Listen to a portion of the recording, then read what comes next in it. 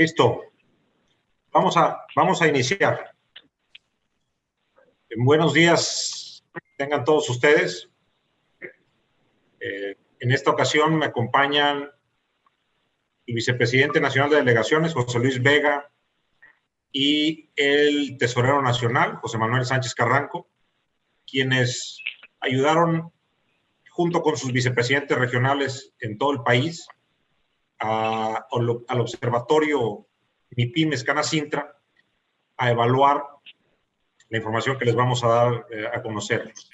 ¿Cuál es el compromiso de Canacintra de contribuir a mejorar las condiciones de las empresas que están sufriendo la pandemia y sobre todo el cierre de negocios por las medidas de sana distancia y quédate en tu casa, que no son otras más que la cuarentena?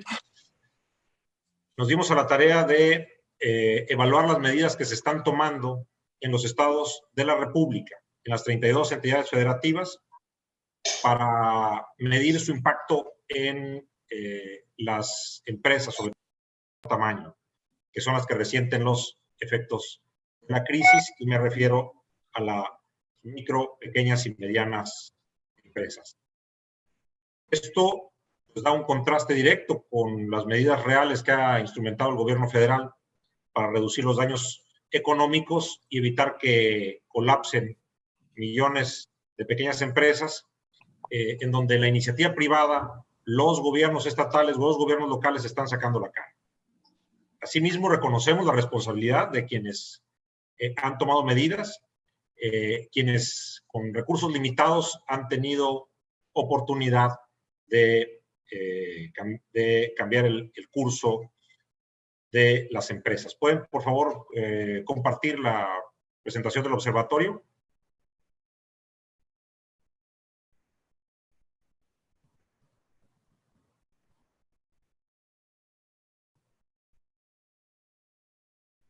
Muy bien. Pues iniciaremos con la presentación. Siguiente lámina, por favor.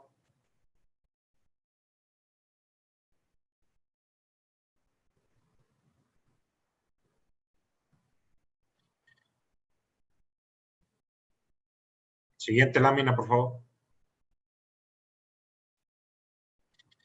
Aquí tenemos un mapa de la República Mexicana en donde hemos semaforizado la respuesta de los gobiernos estatales, poniendo en verde aquellos que han tenido una reacción adecuada en base a 3 criterios de evaluación en los que abundaremos en un momento más. Aquellos que han tenido una respuesta media o regular y quienes han dado apoyos insuficientes o definitivamente no han dado ningún apoyo a sus micro, pequeñas y medianas empresas. Tampoco queremos satanizar a nadie. Entendemos que los recursos de los gobiernos estatales son limitados. En algunos casos han tomado decisiones de atender de manera secuencial las 2 crisis que tenemos, una a una aparejada, que son la crisis de salud y la crisis económica. Algunos gobiernos tienen la idea, y creo que esto pudiera también trasladarse al gobierno federal, que serán secuenciales, es decir, vamos a terminar de atender la crisis de salud y luego atendemos la crisis económica. Primero vamos a salvar vidas. No podemos estar más de acuerdo en el salvar vidas, pero también la gente se muere de hambre, no solo de enfermedad. Y el asunto es que al decretar la cuarentena, se empieza a tener ya una crisis económica que se va agudizando con el paso del tiempo. Es decir, de nada sirve si nos lanzan un paquete de medidas de apoyo dentro de 2 o 3 meses, porque difícilmente la empresa que cerró va a volver a abrir. Ya generó pasivos, ya canceló algunos contratos, inclusive de renta o de compra de materiales, o vendió incluso maquinaria. De tal suerte que conforme pase el tiempo, más empresas van a ir cerrando, más trabajadores van a ir perdiendo sus empleos y pues no queremos, como yo comenté en alguna entrevista, pues que nos lleven flores al panteón. No sirve de nada. Queremos los apoyos ahora, queremos los apoyos de manera inmediata. Y si no se van a dar, pues nos buscaremos la manera de hacerlo nosotros mismos, pero en el entendido de que esto agudizará más la crisis y que si hay un mayor desempleo del que pudieran haberse amortiguado con un paquete adecuado de apoyo, pues será responsabilidad únicamente de quien haya faltado a su responsabilidad de atender a los trabajadores y a las empresas de México, que también somos mexicanos. De tal suerte que ustedes ven ahí, hay, la siguiente por favor, hay 19 estados con un adecuado paquete de medidas, que son Aguascalientes, Baja California Sur, Chihuahua, Durango, Guanajuato, Hidalgo, Michoacán, Nayarit, Nuevo León, Oaxaca, Puebla, Querétaro, Quintana Roo, San Luis Potosí, Sonora, Tamaulipas, Tlaxcala, Yucatán y Zacatecas. Ustedes revisan, son gobiernos de muy diferentes filiaciones. Tenemos al gobierno de Puebla, que es un gobierno de Morena. Tenemos a un gobierno como el de Baja California Sur, que es panista. Tenemos a otro Michoacán, que es perredista. Al gobierno de Sonora, que es priista, y al gobierno de Nuevo León, que está gobernado por un independiente. De tal manera que no es una cuestión de filias políticas, es una cuestión de entender las necesidades de sus trabajadores, que finalmente son también sus ciudadanos, y de las empresas que les dan empleo. Adelante. Quienes tienen un desempeño medio son Campeche, Colima, Ciudad de México, Estado de México, Jalisco, Guerrero, Morelos y Veracruz. También aquí tenemos un crisol de representantes de partidos políticos que están actualmente gobernando estas entidades de la federación. 8 estados con un desempeño medio y ahorita explicaremos por qué. Adelante. Finalmente, quienes han decidido no tomar ninguna acción o en uno de los casos, tomar acciones que no significan ningún impacto real para salvar empleos y para evitar el cierre de miles de empresas. En esta situación están Tabasco, Chiapas, Sinaloa y Coahuila y Baja California.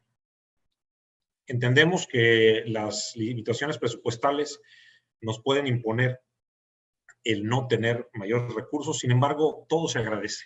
Cualquier apoyo del nivel municipal, estatal, es bienvenido y, desgraciadamente, algunos han tomado otro camino. Pero es todavía más lamentable que quienes, teniendo bolsas de dinero en algunos fideicomisos que cobran del impuesto a la nómina, no los liberen porque están esperando una señal política. Eso carece de toda lógica, atenta contra el bienestar de los trabajadores y de los pobladores, porque finalmente cada trabajador tiene alrededor de 4 dependientes económicos e impacta directamente la economía de su entidad. No podemos estar esperando que al final la gente vaya a tocar la puerta de los gobiernos para pedir comida o para pedir apoyo para pagar la luz. Tiene que ser ya. Adelante. Y esto es la tabla con los 3 criterios que utilizamos para evaluar. Estamos hablando de, primero, muy importante, el descuento o diferimiento de impuestos estatales. El más común es el impuesto a la nómina, comúnmente llamado. Hay otros que le llaman impuesto a remuneraciones, etcétera. Hay impuestos ecológicos. No evaluamos el impuesto al hospedaje en función de que Canacintra representa al sector de transformación, pero además de que los hoteles pues, no están recibiendo huéspedes, de tal suerte que de todos modos no se está generando ningún cobro por este impuesto, porque no está la actividad en funcionamiento. Vemos que también evaluamos el apoyo a créditos, pero no a créditos insuficientes o con bolsas pequeñas que nada más pretendieran simular un apoyo que realmente no va a ayudar a nadie. Estamos considerando apoyos de 100,000 pesos porque son los que consideramos nosotros que pudieran estar salvando a empresas que tienen hasta 5 trabajadores para asegurar el sueldo al menos 2 meses, que son los que se han determinado que estaremos en cuarentena en esta pandemia de COVID-19, es decir, el mes de abril y el mes de mayo. Hay quienes han dado créditos inferiores, inclusive emulando lo que hizo el gobierno federal de 25,000 pesos. Eso no resuelve la vida de nadie y mucho menos de una empresa formal que tiene que pagar prestaciones, que tiene que pagar impuestos, que paga luz. Estamos pretendiendo lanzar un paquete de 25,000 pesos para ayudar a las empresas. Quizás estamos pensando en gente que no tiene un negocio establecido, que no tiene un contrato de luz, que no paga Seguro Social, Infonavit, Fondo de Retiro, impuestos sobre la renta, y que no paga electricidad ni una renta de su local. El caso de Baja California, bueno, pues están todos en rojo, excepto, inclusive, a pesar de que había lanzado un paquete de créditos, pero estos créditos fueron evaluados y la bolsa era muy pequeña, alcanzaba para colocar alrededor de 386 créditos en un ecosistema de miles de empresas, de micro, pequeñas y medianas, pues en realidad no fomenta el que se les pueda salvar. Estamos buscando que al menos pudiera impactar al 20% de las micro, pequeñas empresas y medianas empresas, perdón, del sector secundario. Y el otro punto que evaluamos son las medidas de apoyo extraordinarias. Hay estados que están haciendo transferencias directas a los trabajadores o a las empresas, subsidiando parte del salario cuando se demuestra que no ha habido movimientos en la plantilla laboral con respecto al trimestre anterior. Esto es muy relevante. También se están haciendo pago de condonación de pagos de derechos. Están subsidiando tarifas de electricidad o de agua potable. Están cancelando inspecciones o actos de fiscalización. Todo esto ayuda y se agradece. Y eso también lo hemos valorado. De tal suerte que quienes tienen ustedes en la pantalla y que han obtenido 3 palomitas afirmativas de que están cumpliendo con estos criterios, aparecen evaluados en verde. Felizmente tenemos a 19 estados que están en esa condición, y quienes no han hecho nada aparecen en rojo, y quienes han hecho algunas cosas parcialmente, como Guerrero, como Morelos, aparecen en amarillo. Esta presentación va a estar disponible a través de nuestras redes y nuestro fanpage de Canacintra. Adelante con la siguiente y última. Tenemos aquí el caso de Sinaloa y Tabasco, que aparecen en rojo, y de Veracruz, que aparece en amarillo. Todos los demás estados en verde. Podemos regresarnos a la presentación donde está el mapa de México. De tal suerte que ustedes ven este impacto económico se agradece mucho. Creo que demuestra sensibilidad, empatía. No nos va a solucionar la problemática, pero al menos ayuda a que, junto con otras medidas que ya hemos conseguido, como diferimientos de pago del Infonavit, del Seguro Social, al ser tripartita, los empresarios fuimos los que propusimos a los consejos técnicos de ambos institutos el poder lanzar este paquete de medidas, y la devolución de IVA, que todavía no se hace de manera masiva. Seguiremos impulsando el pago a proveedores, que es una demanda. Esta es una exigencia, esto no es un favor que nos tiene que hacer el gobierno federal, estatal o municipal. Estamos considerando que si se pagara la deuda que tiene Pemex con proveedores y los adeudos que tienen los estados y municipios con sus empresas, estaríamos accediendo a una bolsa de alrededor de 220,000 millones de pesos, que sería un bálsamo para las condiciones de hoy día. De tal suerte que al pagarle a esas empresas, que quizás algunas son de mayor tamaño, otras medianas y pequeñas, pagarían ellos también sus adeudos con el resto de sus cadenas productivas. Ya podemos quitar la presentación.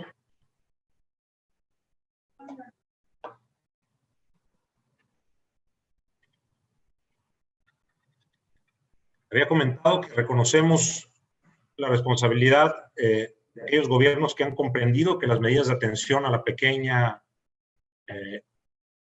a la micro, pequeña y mediana empresa no pueden esperar. Si bien, como he comentado, no son suficientes, tampoco podemos esperar pasivos y cruzados de brazos. Hemos encontrado a un gobierno federal que está pues empecinado en llevar una ruta diferente. Y aquí quiero hacer un comentario para explicar algo que ya me ha quedado muy claro, sobre todo después de oír sendas participaciones de Nora Lustig y de José Casar en las mesas del CCE, por cierto, en una que me tocó coordinar. Lo que está sucediendo es que de manera adecuada los gobiernos, los estados del mundo están atacando la pandemia con el aislamiento o la cuarentena.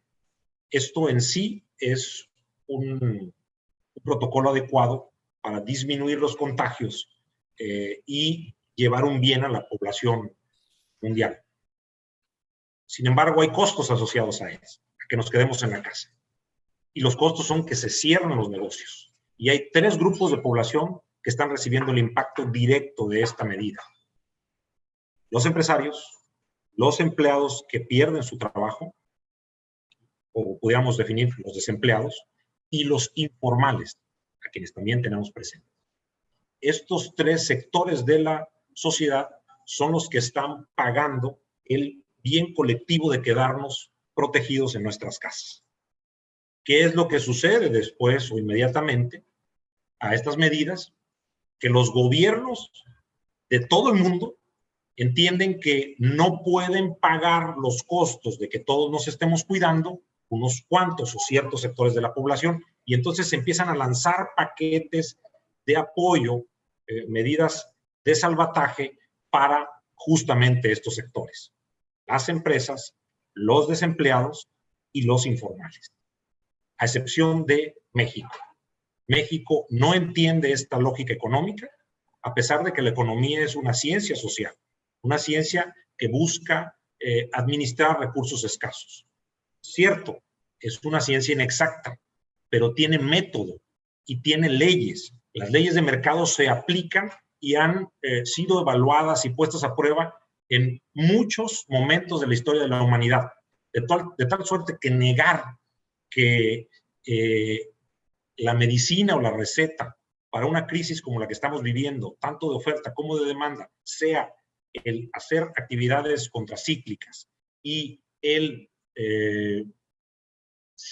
proteger a los sectores que están resintiendo el golpe directo de los efectos económicos de estar en cuarentena, pues es negar la posibilidad de que haya un amortiguador y agudizar una recesión en la que ya México ha caído y que comprobamos de manera muy clara al significar hoy en los datos adelantados del INEGI, el primer trimestre de 2020, una caída de 1.6 con respecto al trimestre anterior y de 2.4 con respecto al año pasado. Es decir, México estaba en recesión antes de caer en la epidemia de COVID-19. Recordemos que las medidas de suspensión de clases se aplicaron a partir del 24 de marzo, que la cuarentena se aplicó a partir del 30 de marzo. Es decir, no podemos culpar, si bien tiene un efecto que ya se había empezado a resentir, sobre todo en el sector turismo, de cancelación de viajes, vuelos, reservas de hoteles, no podemos acusar a la pandemia del mal desempeño económico que ya venía teniendo México y que había sido acentuado por las pésimas decisiones que se han tomado en el gobierno federal de tener una política hostil hacia la inversión y hacia el sector privado. De tal suerte que lo que veremos es una crisis económica que puede caer en recesión y que, dependiendo de las medidas y la reacción que tome el gobierno federal, que es el único que tiene el empaque como para poder mandar una serie de elementos a tratar de contener y amortiguar los efectos de esta pandemia. Si carecemos de ellos, tendremos una crisis económica que durará 36 meses quizás, y que pudiera sobrepasar los 10 puntos del Producto Interno Bruto de caída. Es decir, entre lo que se ha tomado como el escenario moderado, en lo que se ha manejado en los precriterios de política económica por parte de la Secretaría de Hacienda y Crédito Público, que si no me recuerdo eran 3% de disminución del Producto Interno Bruto, y lo que se logre finalmente, o lo que tengamos finalmente, será única y exclusivamente responsabilidad del gobierno federal. No queremos que en 6 meses se empiece a buscar culpables o alguna situación, algún pretexto que explique lo que es evidente. Está tomando una decisión a contrapelo de todo lo que hace el mundo, y entonces tiene que asumir la responsabilidad y las consecuencias de esta decisión. Hasta aquí mi comentario. Entramos a la sesión de preguntas y respuestas.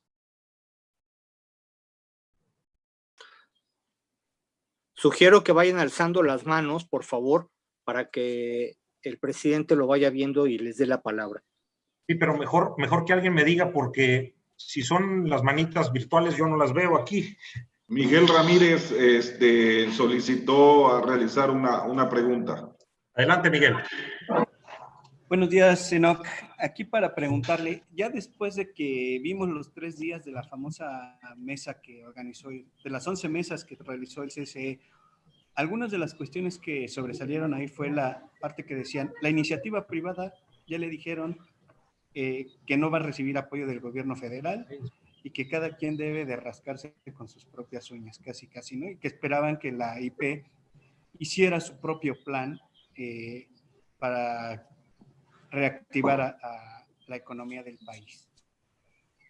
¿Qué medidas ustedes plantean con este escenario que algunos integrantes de las mesas plantearon? Bueno, justamente hemos estado trabajando desde el inicio de la cuarentena en esto. Hemos hablado de reconversión industrial, hemos hablado de empresas apoyando a empresas. Se vio con el acuerdo que hizo el Banco Interamericano de Desarrollo Invest y el Consejo Mexicano de Negocios para tener una línea de crédito para factoraje inverso. Esto es una medida de apoyo. También estamos hablando de compras adelantadas, de disminución en plazos de pagos. Estamos hablando de adopción de medidas de Industria 4.0, de digitalización de procesos, de uso de tecnologías de información. Y estamos hablando pues de reinventarnos, sobre todo a través de modelos de innovación. Pero muchas de estas cosas tendrán su impacto hasta después. Seguimos también con una defensa muy puntual de las condiciones que se negocien con los trabajadores, sobre todo para poder pasar el mes de mayo. Sabemos que 64% de nuestras empresas que se consultaron en el sondeo, en el primer sondeo del Observatorio MIPYMES, estaban pensando prescindir de trabajadores o recortar su plantilla. Y esto también se puede evitar si, al amparo de lo que indica la Ley Federal del Trabajo, podemos negociar con ellos disminución de jornadas, podemos negociar suspensiones de actividades o incluso algún conflicto de carácter económico en las juntas de conciliación y arbitraje. Estaremos haciendo todo eso y lo más importante, hablar con nuestros trabajadores para que el arreglo sea en los mejores términos y que ellos mantengan su puesto de trabajo cuando regresemos a la normalidad. También habrá medidas, estamos teniendo una actitud agresiva del fisco.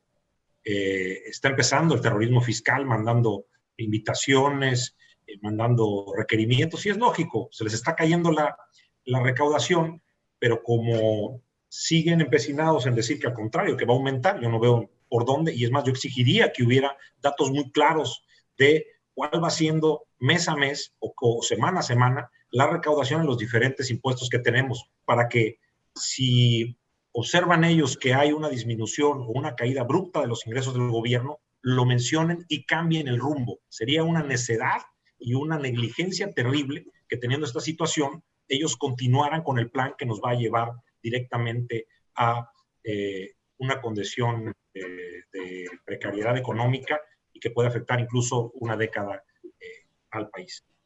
Adelante. Nada más precisar. Sí. Cuando habla de acuerdos económicos entre su base que han consultado, ¿cuántos de ellos ya han realizado algún acuerdo para la disminución de salarios? ¿Qué porcentaje? Mira, disminución de salarios como tal no se permite, es inconstitucional. El que lo está haciendo es el gobierno, no los privados. Nosotros lo que estamos haciendo es la disminución de jornada laboral, y al disminuir la jornada laboral, entonces sí puede haber un pago por horas o un salario distinto al de la jornada completa. No tenemos el dato, esto es caso a caso.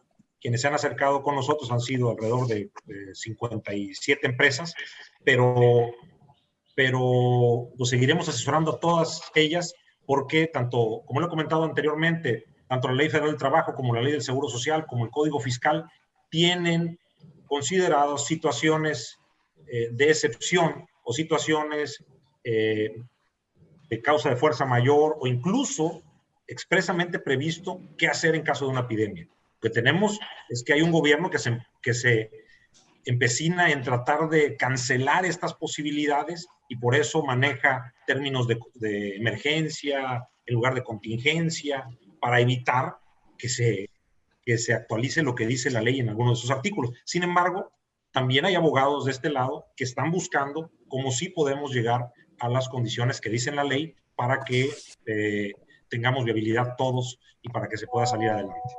Gracias. Hola, Enoch. Seguiría, seguiría Guadalupe Romero, luego Leticia Hernández, por el bloque de 2, por favor. Por favor, díganme su nombre y su medio. Hola, ¿qué tal? Buenos días. Guadalupe Romero de Contrarréplica. Pues sí. Es un hecho ya que estamos en recesión. Hoy se da el dato del 1.6% de caída del PIB trimestral, y también es un hecho que pues no hay apoyos de parte del gobierno, todo este planteamiento. Más bien, ¿qué es lo que se está haciendo concretamente por la parte industrial? Ayer el doctor Sojo proponía soluciones locales ya para dar un paso más a los hechos.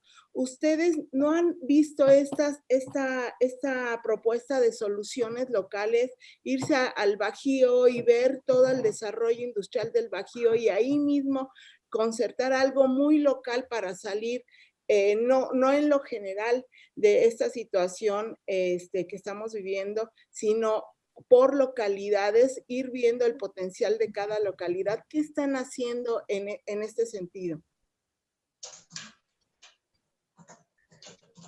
Lupe, justamente lo que acabamos de presentar son las medidas de apoyo de cada uno de los estados.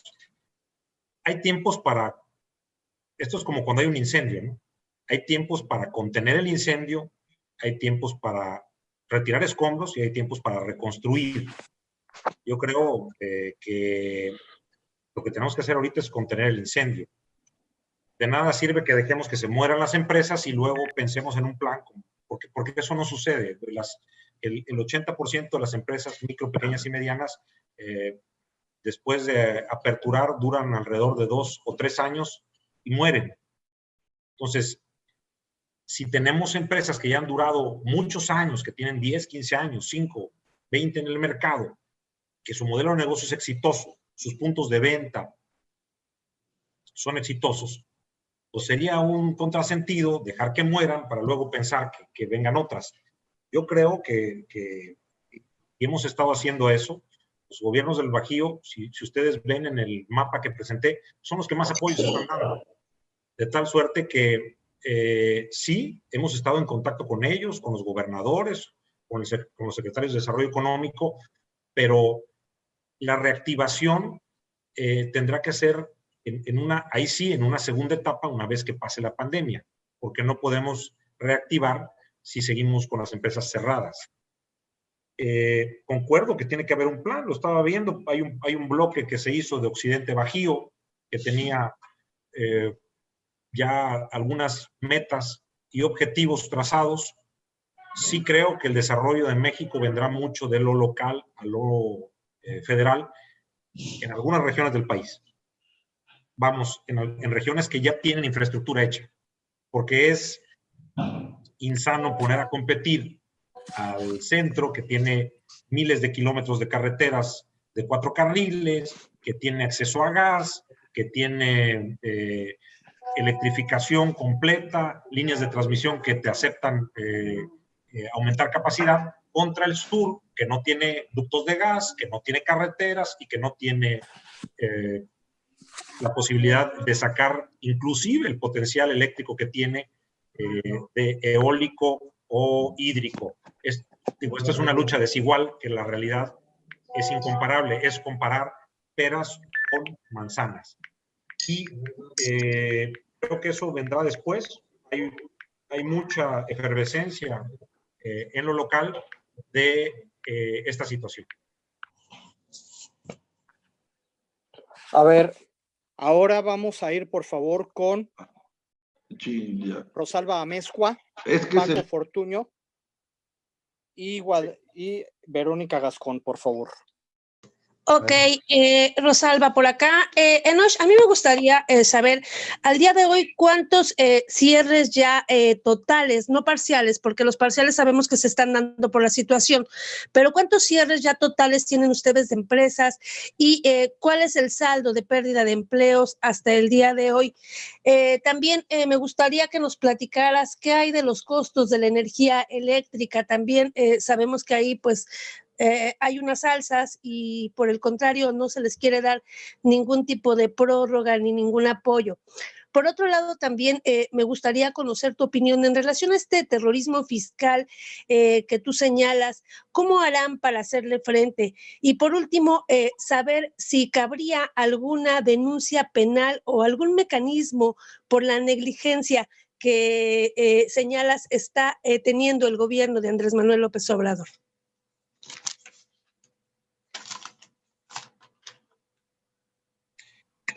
Bien, en cierre de empresas, mira, no llevamos un contador de cuántas empresas van cerrando al día. Seguramente sacaremos esta información en base a un sondeo que presentaremos la semana que viene. La realidad es que sí estamos previendo que este mes de abril, que el día de hoy concluye, el día de mañana, perdón. No, el día de hoy es marzo, abril, sí. Estaríamos cerrando con alrededor de 750,000 desempleados adicionales, gente que perdió su trabajo solo en el mes de abril. Y la alza de CFE que nosotros tenemos reportada contra una medición que se hizo de el inicio de esta administración, de noviembre de 2018 a la fecha, ha aumentado el 5.5% el costo de la electricidad en los usuarios comerciales. Y bueno, pues esto se ha justificado por parte de Comisión Federal de Electricidad diciendo que es la actualización por inflación que hace la Secretaría de Hacienda. Denuncia penal, bueno, creemos que eso ya cae en los terrenos de lo político. Nosotros somos empresarios y hacemos política, pero hacemos política empresarial. Yo he escuchado por ahí que hay algunas asociaciones que están pensando seriamente en interponer una denuncia ante la Comisión Interamericana de Derechos Humanos por esta inacción. pero Canacintra no tiene planes de involucrarse en eso. Siguiente pregunta. Paco Fortuño y luego Verónica Gascón, por favor.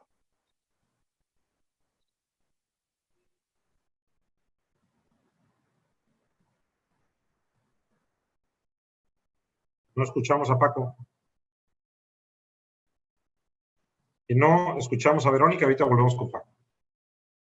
Hola, buenos días, Enoch. Hola, Verónica. Pues mi pregunta va en relación a ¿qué se puede hacer con estos pagos que debe Pemex y los gobiernos estatales si las empresas tienen alguna alternativa legal para que les paguen este adeudo? Otra más, sobre el terrorismo fiscal, si puedes pues detallar qué es lo que está pasando, qué tipo de requerimientos les están llegando a las empresas, con qué frecuencia. Y por último, si puedes abundar en este comentario que hiciste, que estos créditos de 25,000 pesos pues no alcanzan para nada. Gracias. Sí.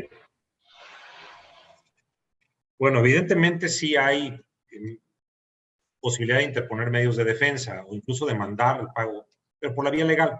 ¿Por qué desisten muchos de los empresarios? Primero, porque te vetan. Si tú eres una empresa que tienes como cliente un 80% de tus ingresos a Pemex, pues difícilmente vas a arriesgarte eso. Tratas siempre de negociar o de aguantar hasta que ya no puedas más. Lo mismo pasa con gobiernos estatales.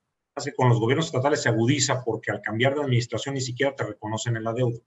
Aquí queremos ser muy claros. Estamos hablando de gente que tiene todos los papeles en regla y que puede demostrar que efectivamente se hicieron los trabajos o que se entregaron los productos. No de aquellos que han cometido algún acto de corrupción junto con funcionarios públicos, porque a veces nada más se quiere ver el problema del lado de la iniciativa privada, cuando también hay mucha corrupción del lado público. Pero en todo caso, son gente que tiene los papeles en regla y que hay situaciones extremas. Por ejemplo, hemos tenido reportes de que diversos centros de trabajo de petróleos mexicanos no reciben las facturas de los trabajos o los productos que ya se entregaron. Esta es una triquiñuela legal, pero no es triquiñuela, esto es ilegal. O sea, yo te entregué y haz de cuenta como que no me firmas de recibido, pero ya lo tienes en tu bodega, entonces es un robo. Pues sí, a ese extremo están llegando. Y sabemos de compañías muy grandes que están proveyendo todo tipo de insumos, incluso esenciales para lo que es la producción de petróleo y gas, que no les están recibiendo facturas o no se las están pagando. Terrorismo fiscal viene básicamente, ahorita las empresas están cerradas, no hay gente que pueda atenderlos en los negocios y los requerimientos están viniendo por buzón tributario o por correo electrónico. Y los vamos a estar evidenciando. Y si se pone más rudo, porque no era común que pasando 1 o 2 días del pago de impuestos te estuvieran requiriendo. E incluso empresas que ya pagaron, de tal suerte que lo están haciendo por la desesperación que tienen de la caída brutal que tienen en los ingresos públicos. Si estoy equivocado, me gustaría que me desmintieran con datos. No es cierto que tuvieron un aumento en la recaudación, que demuestren cuál ha sido el comportamiento en el mes de abril de la recaudación de impuesto a valor agregado, de impuesto sobre la renta y de impuesto especial a producción y servicios. Y si estoy equivocado, ofrezco una disculpa pública, pero seguramente no lo voy a hacer porque ellos no lo van a decir hasta meses después. Y la última pregunta, ¿cuál era, Verónica? Sí, era sobre los créditos de 25,000 pesos que están... Ya. Sí. ¿Por qué no sirven? Bueno, una empresa, a diferencia de una empresa informal, que incluso en algunos casos no está establecido, es decir, no tiene un local que rente o que pague luz. Algunos de ellos se mueven o son informales, no pagan, no están registrados en el Servicio de Administración Tributaria, por lo tanto, no pagan impuestos. Pero además, sus trabajadores también son informales, les pagan en efectivo, sin prestaciones. De tal suerte que si tú le das 25,000 pesos a esa empresa informal y tiene 3 trabajadores que adicionalmente son trabajadores que perciben menores salarios. Pues a ellos sí les va a alcanzar para pagarle los sueldos e incluso le puede sobrar algo de dinero para destinarlo a compra de materiales, otra cosa. En una empresa formal, con los mismos 3 trabajadores, los sueldos son más altos. Pensemos que estos sueldos son de 8,000 pesos, muy bajos con respecto a lo que pagamos en promedio en la industria de transformación. Los salarios medios de cotización de la industria de transformación en el Instituto Mexicano del Seguro Social son de 4 veces el salario mínimo, algo así de 14,000 pesos por mes. Pero vamos a pensar que son 8,000 pesos. Estos 8,000 pesos por 3 trabajadores nos darían 24,000. Nada más que para cubrir el pago de prestaciones, es decir, Seguro Social, Infonavit y Fondo de Retiro, el factor administrativo es de un 50% del sueldo, de tal suerte que a esos 24,000 pesos tú le tendrías que subir 12,000 pesos para pagar esas prestaciones. Entonces ya estamos teniendo 36,000 pesos. Adicionalmente, si hacemos un ejercicio de que se renta un local por 5,000 pesos para que la empresa o el pequeño taller de carpintería, de talachería o lo que tú quieras, que está formalmente establecido, opere, pues tendrías que ya tus cuentas van en 41,000 pesos. Agrégale lo que tienes que pagar de impuestos sobre la renta, porque hay gente que dice, pues es que no se está generando utilidad, estamos cerrados, vamos a pagar impuestos sobre la renta. Sí, porque se calcula en base a un factor de utilidad que tuviste el año previo anterior, 2019, y que te van a estar aplicando mes a mes. Es decir, le están quitando esta liquidez a las empresas como pago provisional. Al final del ejercicio, en 2021, cuando tengas que hacer tu declaración anual, entonces sí se hace una compulsa, una suma y resta, para ver cuál es el impuesto definitivo que tienes a favor o a cargo. Lo más seguro es que en 2021 nos digan, ay, tienes razón, te voy a devolver dinero porque no generaste utilidad, pero ya te quebraron.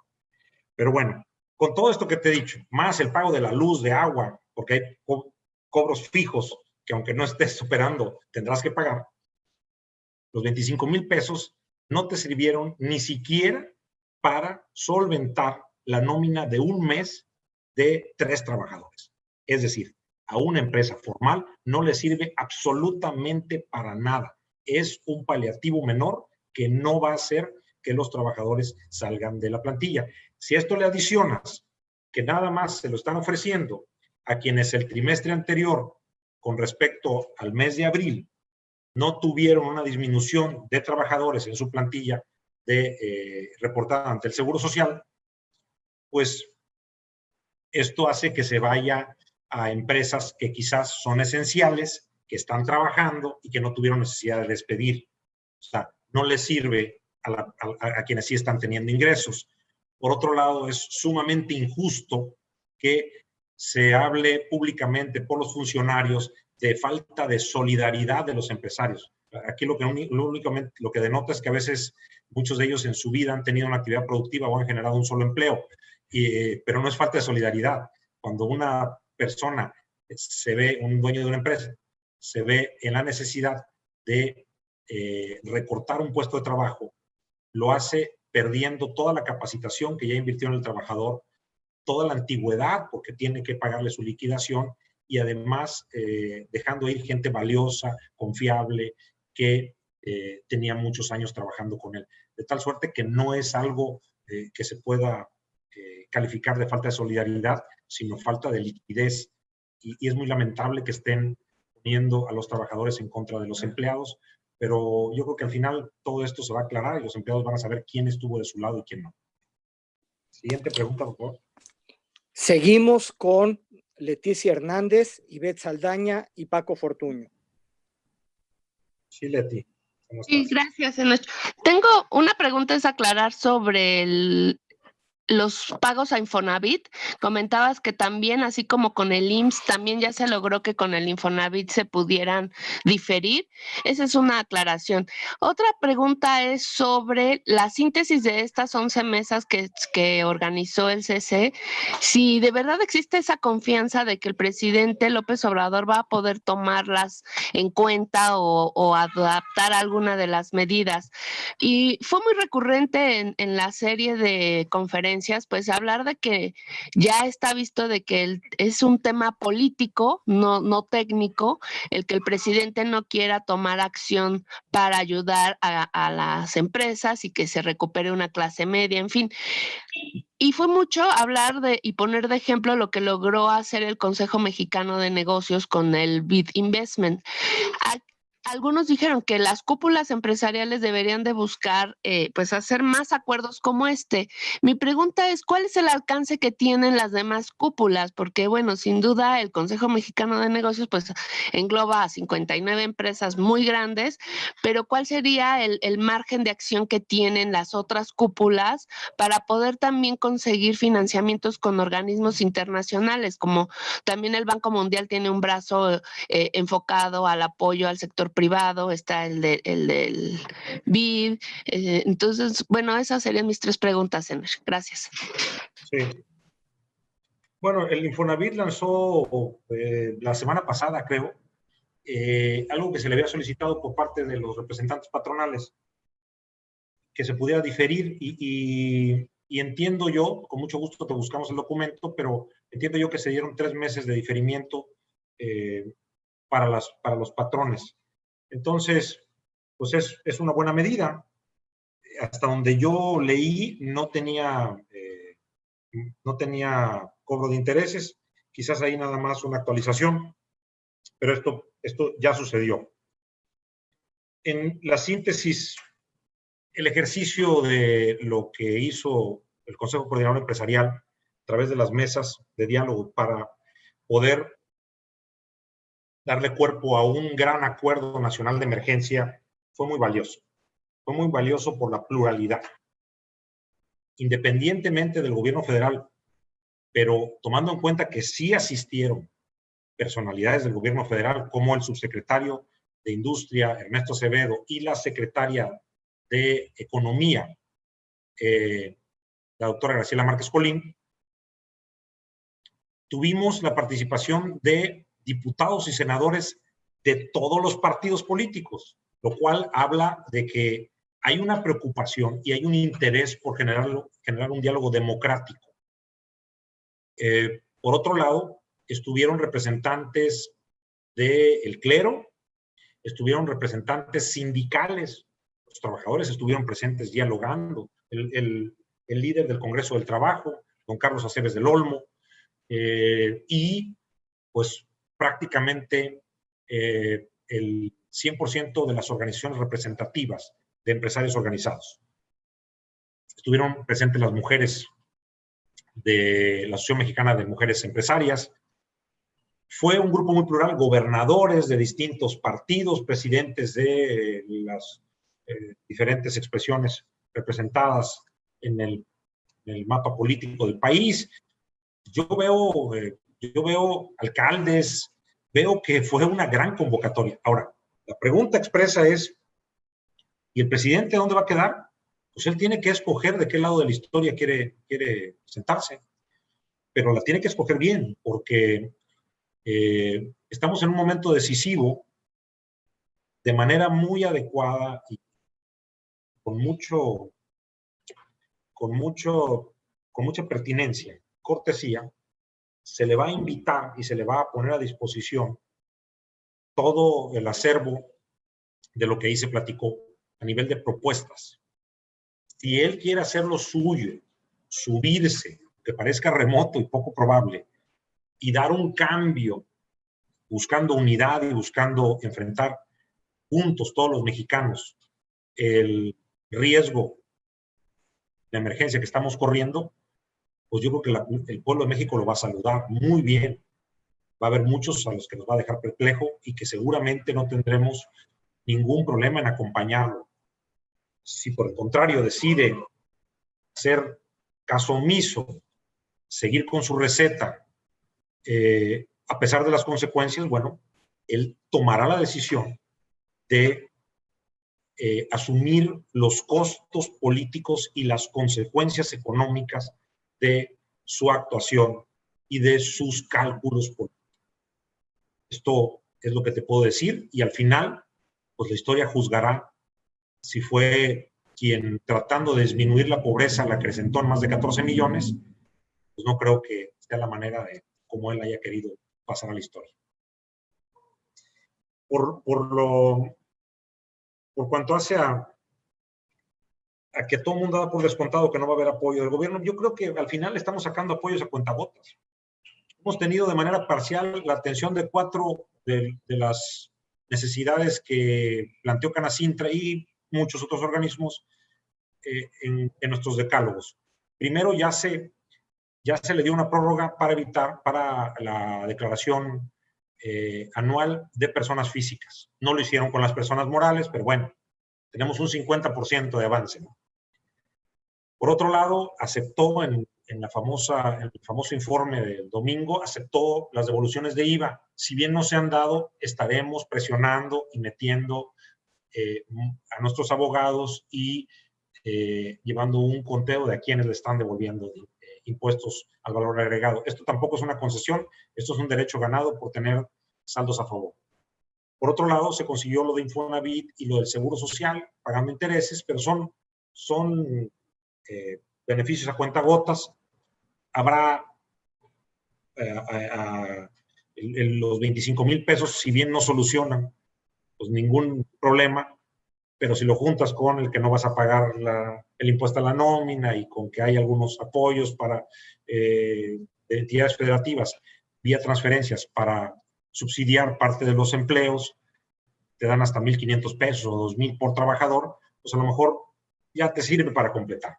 Es insuficiente, no lo estamos tomando como algo positivo, pero pues algo puede ayudar. Es decir, sí ha habido algunos apoyos, insuficientes totalmente. Lo importante sería no pago de la electricidad en 90 días y el impuesto sobre la renta. Si nos dieran eso, creo que el gobierno estaría demostrando mucha sensibilidad política. Por otro lado, mira, el financiamiento es bueno, pero está orientado a aquellas MIPYMES que están trabajando con cadenas productivas o cadenas de valor de ciertos sectores, como el de autoservicios, energía, automotriz. Digamos, son empresas que están más en el plano de lo mediano, o empresas pequeñas que están muy institucionalizadas, muy ordenadas. No es fortuito que únicamente el 80% de las MIPYMES se financien del sector del sistema financiero nacional, o sea, tengan créditos, porque el otro 80%, o sea, el 20% es el que puede tomar las opciones de financiamiento y el 80% no, porque no tienen las condiciones o tienen problemas en buró o sus razones financieras no son adecuadas o no tienen la disponibilidad de estados financieros. De tal suerte que lo que podemos conseguir por esa vía es importante. Creo que ya está cubierto con la liquidez que ofreció al sistema financiero nacional el Banco de México, que es una inyección de 750,000 millones de pesos, alrededor del 3.3% del PIB, y con los 12,000 millones de dólares que consiguió el Consejo Mexicano de Negocios. Pero más allá, no creo que vayamos a lograr gran cosa por la vía del crédito, que será importante también hacia el periodo de reactivación económica. Canacintra, por cierto, se está vinculando con el Consejo Mexicano de Negocios porque pues, nosotros somos los que tenemos a las MIPYMES junto con Canaco, Coparmex y otros organismos, y son los que somos los que estaremos ofreciendo esta opción de factoraje. Hola, Enoc, Ivette Saldaña del Universal. Me gustaría que me dijeras si han contabilizado en total los apoyos que les han dado estos 27 estados que han tomado políticas entre adecuadas y medias. ¿Y qué han dicho los 5 estados que no han hecho nada? ¿Cuál es la justificación que tienen? A ver, si te refieres a contabilizado, sí tenemos un compendio, estado por estado, de las bolsas que han inyectado, por ejemplo, para créditos. Sí sabemos también cuál es el valor del impuesto a la nómina, si es 3%, si es 2%, si es 2.5%. ¿Cuántas? Como la suma de todos los créditos. Ajá. No, es algo que pudiéramos hacer, pero no lo hicimos porque a veces no tienen bases comparables. Algunos se los prestan a quienes tienen menos de 50 trabajadores, otros hasta los que tienen 250. Es decir, las bolsas en total se pudieran sumar muy fácilmente, pero creo que no sería una base comparable. Sin embargo, sí hay estados. El estado de Jalisco puso 1,000 millones de pesos. Recuérdame, José Luis Vega, el estado de Morelos. José Luis es el vicepresidente nacional de delegación, estuvo muy involucrado. Sí. ¿Recuerdas? Sí, Jalisco 1,000 millones, Chihuahua 500 millones de pesos.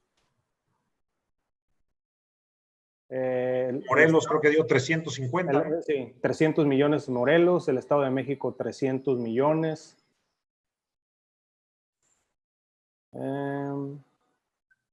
Alrededor estuvieron entre 300 y 500 millones. Por ejemplo, Zacatecas 70 millones, pero el número de empresas que tienen ellos a nivel estatal es menor a otros estados. Nuevo León lanzó una línea de crédito de 2,000 millones de pesos, Nuevo León. Oaxaca 100 millones de pesos. Es decir, gracias, José Luis. Es decir, ¿por qué no son bases comparables? Porque depende cuántas unidades económicas tiene cada estado. Tenemos el caso de, creo que fue Baja California, ¿no? Que dio 180 millones. No, 18 millones. 18 millones, imagínate. 18 millones creo que alcanzaba para 380 empresas. No es nada representativo. Pero si tú pones esos mismos 18 millones en Colima, pues tienen otro efecto. Bueno, eso es en cuanto a lo contabilizado. Y la otra pregunta fue... ¿qué nos han dicho? Ya me acordé. Sí contactamos a los secretarios de Desarrollo Económico y algunos gobernadores. Los gobernadores de estos 5 estados fueron más renuentes a atender la llamada, porque ya sabían, ya habíamos hablado con los SEDECOS. Te puedo marcar que, al menos en estos estados, había quienes tenían una tendencia política, a pesar de tener algunos fondos o fideicomisos donde pudieran haber apoyado, no los están dispersando porque no ha habido la venia del presidente de la República o no han visto que él lance apoyos masivos. Entonces, tienen una motivación política. Y hay otros que no se quieren endeudar y no tienen recursos, lo cual es respetable. Y otros más que dicen que están esperando a atender la emergencia sanitaria y después atenderán la económica. Yo no satanizo estos estados. Yo creo que al contrario, este ejercicio debe de ser para que se den cuenta cómo están respecto a otras entidades y puedan en una subsecuente evaluación pasar de un rojo a un amarillo o a un verde directo. Lo mismo que los que están en amarillo puedan atender de mejor manera a sus MIPYMES para evitar que esto se les convierta en un problema social de pobreza que finalmente tendrán que atender por la vía de apoyos sociales cuando pudieron ahorrárselo atendiendo empresas y que ellos sean los que se hagan cargo de la subsistencia de los empleados. Siguiente pregunta. Vamos a tener 2 más. Paco Fortuño. Paco, ¿cómo estás? Creo que tiene apagado su micrófono, Paco. Bueno, pregunta Yasmín Zaragoza, no pudo preguntar porque está en el celular, que si le pudieras contestar esto, sobre los créditos que están negociando los empresarios en favor de las MIPYMES, y si puedes decirnos si ese terrorismo es hacia todos los empresarios o a las 15 grandes que se dicen son deudoras. Pregunta Yasmín Zaragoza de Notimex. Sí, Yasmín. No, esto es en general a las empresas. Digo, a ver, las 15 deudoras, finalmente yo no tengo información, es más, sería ilegal que la tuviera. es una información, hay un secreto fiscal que se debe de respetar, pero lo que yo pienso es que están litigando.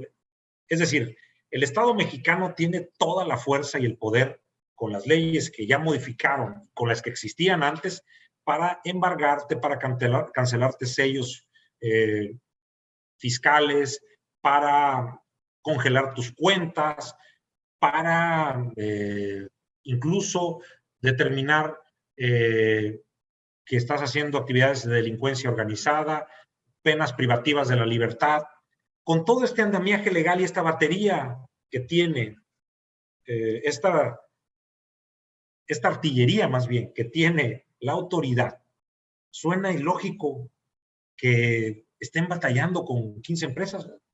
Pues yo creo que lo que sucede entonces es que son 15 empresas que han metido un litigio contra las acciones de fiscalización del SAT, y que lo que están haciendo es, quizás no tienen la razón jurídica las autoridades y por tanto están buscando ejercer presión política para resolver algún problema. Eso es lo que a mí me da la impresión, siendo empresario y sabiendo con todas las armas que cuenta el SAT. Hay alguna operación en donde sí recuerdo que se ha manejado en algunas mesas de manera informal y no me consta, que decían, bueno, pues es que de una operación de 8,000 millones de pesos, el SAT quiere cobrar 15,000 millones, pues, oye, si yo vendí 8,000, es ilógico que tú me quieras cobrar 2 veces más de lo que fue la operación, pero bueno, eso ya no son impuestos, eso ya es un saqueo. Pero bueno, esto es totalmente extraoficial, ni siquiera me acuerdo de la empresa. Pero la realidad es que el terrorismo se está haciendo a las empresas que estamos cautivas, a las empresas pequeñas, medianas, grandes.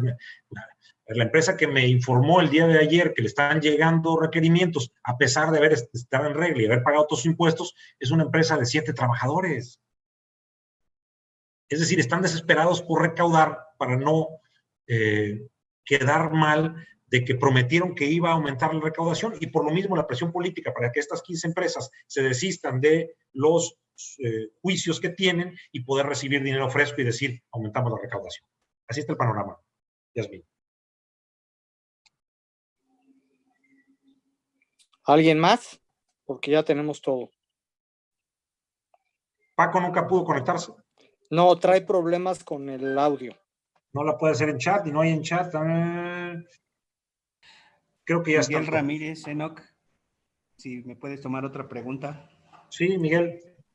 En esta parte de los requerimientos, no sé si la tradicional forma en que los manda el SAT es, los manda en batch, a todos en bloque, y dice, si usted ya pagó, haga caso omiso. No sé si a esta que estás diciendo de 7 empleados que le llegó ese requerimiento, ¿fue con esa modalidad o fue ya diciéndole, tú debes, ¿no? O sea, no fue con el formato tradicional de que haga caso omiso. Hasta donde entiendo fue una invitación, pero también están llegando a los buzones tributarios. Recuerden que los buzones tributarios ya se consideran oficiales para recibir información.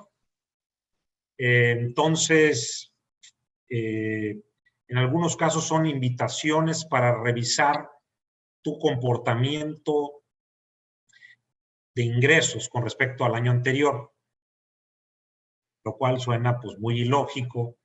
Estamos en medio de una pandemia y después de más de un mes de estar cerrados y súmenle otro mes de que ya estaban cayendo las ventas porque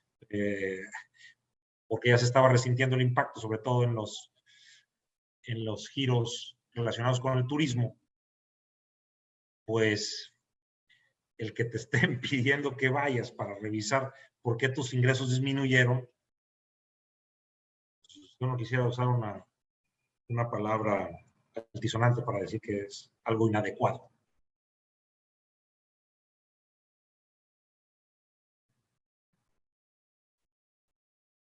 No sé si quedó claro, Miguel. Sí, muchas gracias, Enoch. Gracias.